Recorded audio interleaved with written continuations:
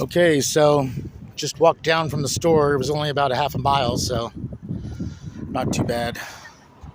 Still stuck in the parking lot. Look at that too. I had to park to where it slopes down to where even to reach the engine is like a foot and a half higher than what, or lower, just to make it a lot more difficult to reach the engine. But I guess the next few videos will be troubleshooting the van to see if I can get this thing running at minimal cost.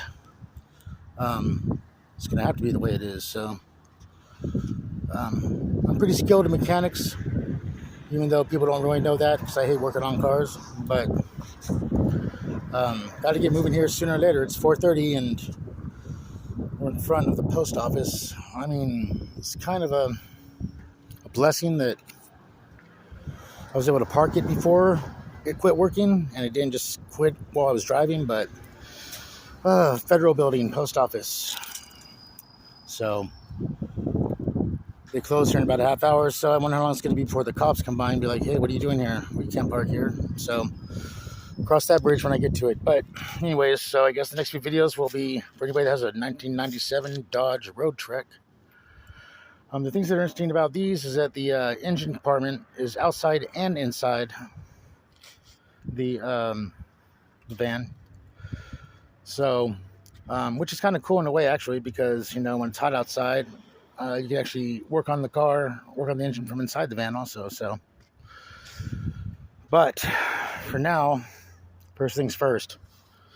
Okay, so obviously if the car isn't starting, it's cranking, but not starting, right? So my first guess is a fuel problem, but could be a spark problem. Guessing it's not an ignition coil problem, but we'll see.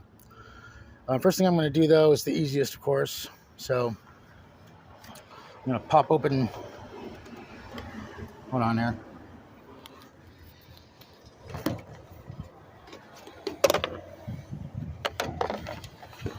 I'm going to pop open the fuse and relay box here. And usually on vehicles like these, this is a B3500 engine. You won't really be able to find this looking it up for parts or anything like that under Roadtrek.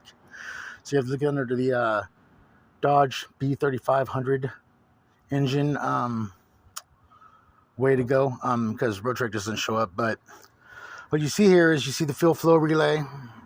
You also see the auto shutdown relay, the SHR, which is the biggest one because the ASR will shut down your car just like it's doing now. So what we'll do is we'll take the horn relay out.